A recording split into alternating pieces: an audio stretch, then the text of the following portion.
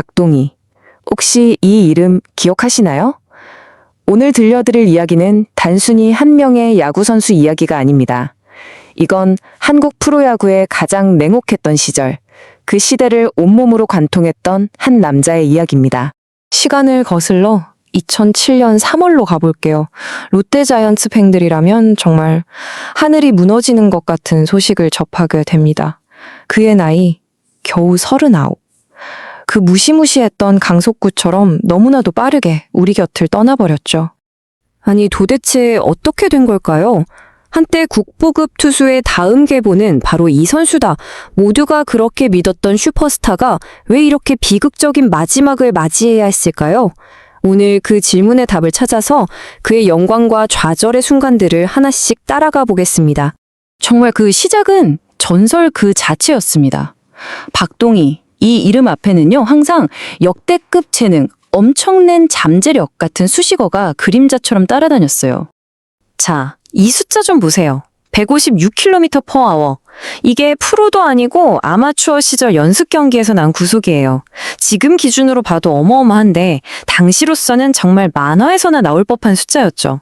그냥 이 구속 하나만으로도 이 선수는 차원이 다르구나 하는 걸 보여준 겁니다. 속도만 빨랐냐고요? 천만에요. 여기 더 믿기 힘든 숫자가 있습니다. 0.00. 이게 뭐냐면 1985년 봉황기 고교야구 대회 평균 자책점이에요. 한 점도, 단 한 점도 주지 않았다는 거죠. 이건 뭐 그냥 전설이죠. 그리고 마침내 1992년 그 잠재력이 프로 무대에서 제대로 폭발합니다. 롯데자이언츠를 한국 시리즈 우승으로 이끌고 시리즈 MVP까지 거머쥐었으니까요. 아마 박동희 선수 커리어에서 가장 빛나는 순간이었을 겁니다. 슈퍼 베이비라는 별명 다들 기억하시죠? 거기다 최동원의 후계자라는 엄청난 기대감. 또 계약금은 어떻고요? 당시 역대 최고액인 1억 5,200만 원을 받았어요. 당연히 국가대표 에이스였고 롯데 초창기 커리어는 그야말로 압도적이었습니다. 진짜 위대한 스타가 되기 위한 모든 걸 갖춘 완벽한 영웅의 등장이었죠. 그런데 말이죠. 영웅의 이야기가 항상 해피엔딩은 아니잖아요. 이제부터는 박동희라는 선수 개인을 넘어서 그를 둘러싼 시스템에 대한 이야기를 해보려고 합니다. 바로 당시 KBO의 정말 살벌했던 비즈니스, 빅딜의 세계로 들어가 보시죠. 빅딜. 말 그대로 큰 거래라는 뜻인데 KBO에서는 좀 특별한 의미로 쓰입니다. 그냥 선수 한두 명 맞바꾸는 게 아니라 당장 우승을 위해서라면 팀의 상징 같은 프랜차이즈 스타까지도 과감하게 거래하는 그런 고위험 고수익 트레이드를 말하는 거죠. 이 빅딜의 역사에서 삼성 라이온즈를 빼놓을 수가 없어요. 아주 과감했거든요. 1982년 KBO 역사상 첫 트레이드의 주인공도 삼성이었고 특히 1988년에는 팀의 심장이나 다름없는 에이스 김시진을 롯데의 최동원하고 맞바꾸는 정말 상상도 못할 거래를 성사시킵니다. 그리고 1997년 바로 부상으로 신음하던 박동희에게 손을 내밀죠. 이 기록들이 보여주는 건 딱 하나예요. 그 어떤 스타도 빅딜이라는 비정한 비즈니스 앞에서는 예외가 될 수 없었다는 겁니다. 자, 그럼 이제 다시 박동희 선수 이야기로 돌아와서 그의 야구 인생을 완전히 뒤바꿔버린 그 운명의 거래, 1997년의 트레이드를 한번 들여다보겠습니다. 1997년 트레이드 직전의 박동희는 사실 최악의 상황이었어요. 고질적인 팔꿈치, 허리 부상은 계속 그를 괴롭혔고 여기에 통풍성 관절염까지 왔으니까요. 몸만 힘든 게 아니었습니다. 당시 롯데 코칭 스태프하고도 계속 삐걱거리는 상황이었죠. 결국 롯데가 결단을 내립니다.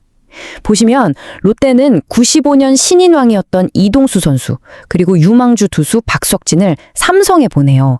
그 대가로 박동희와 내야수 김종훈을 받아오죠. 딱 봐도 계산이 나오죠? 롯데는 젊고 유망한 미래를 택했고 삼성은 당장 우승에 필요한 경험 많은 베테랑, 즉 현재를 택한 겁니다. 근데 진짜 놀라운 건 당시 삼성 구단 내부 기록에도 이런 말이 있다는 거예요. 박동희는 한물간 투수라는 평을 받고 있었다. 와. 그러니까 이게 얼마나 위험한 영입인지 자기들도 알고 있었다는 거죠. 아니 그럼 알면서 왜 데려왔을까요? 이유는 딱 하나. 우승이었습니다. 한물 같다는 평가를 받긴 했어도 박동희가 가진 그 묵직한 강속구, 그리고 수많은 큰 경기를 치러본 경험, 이게 올해는 꼭 우승해야 한다는 삼성에게는 너무나도 절실했던 거죠. 하지만 결국 삼성의 이 엄청난 도박은 실패로 끝났습니다. 박동희는 삼성에서 끝내 예전의 모습을 되찾지 못했고요. 결국 2002년 아무도 주목하지 않는 가운데 조용히 유니폼을 벗게 됩니다. 그 화려했던 슈퍼베이비의 시작과는 정말 너무나도 대조되는 쓸쓸한 마지막이었습니다. 자, 이렇게 선수 박동희의 이야기는 막을 내렸습니다. 하지만 인간 박동희의 이야기는 아직 끝나지 않았어요. 과연 그라운드를 떠난 그의 마지막 열정은 무엇을 향하고 있었을까요? 겨우 35, 이른 나이에 은퇴한 그는 부산에서 식당을 차리고 제2의 인생을 시작해요. 하지만 야구를 완전히 떠날 수는 없나 봐요. 주말만 되면 사회인 야구팀에서 공을 던지고 틈틈이 동네 리틀 야구단 아이들을 가르치면서 여전히 야구와 함께 살아가고 있었던 거죠. 그리고 그의 마음속에는 평생의 꿈, 수건 사업이 하나 있었습니다. 그게 뭐였냐면 자신처럼 야구를 사랑하지만 환경이 열악해서 마음껏 뛰지 못하는 아마추어 선수들, 그리고 어린 아이들을 위해서 번듯한 야구장을 하나 지어주는 거였어요. 이제 그의 야구 사랑이 본인을 넘어서 다음 세대를 향하고 있었던 거죠. 이게 그냥 막연한 꿈이 아니었어요. 정말 구체적이었습니다. 주변 친구들하고 돈을 모으기 시작했고요. 야구장 지을 땅을 알아보려고 직접 발로 뛰었어요. 심지어 수도권 지자체장들까지 만나서 협의를 했고 마침내 경기도 김포에 땅을 대주겠다는 사람까지 나타났습니다.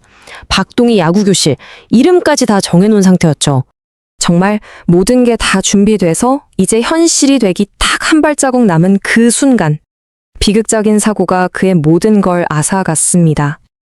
야구한테 진 빚을 이제라도 갚고 싶다고 말했던 그의 두 번째 꿈은 그렇게 시작도 해보지 못하고 막을 내리고 말았어요. 결국 이 모든 이야기를 듣고 나면 이런 질문을 던질 수밖에 없습니다. 당장의 승리, 그 하나만을 위해서 모든 걸 거는 빅딜. 그 진짜 대가는 과연 뭘까요? 어쩌면 그건 한 선수의 커리어, 나아가 그의 남은 인생 전체일지도 모릅니다. 우리가 기억해야 할 것은 단순히 숫자로 남은 기록이 아니라 그 숫자 뒤에 가려진 한 인간의 뜨거웠고 또 비극적이었던 이야기가 아닐까요?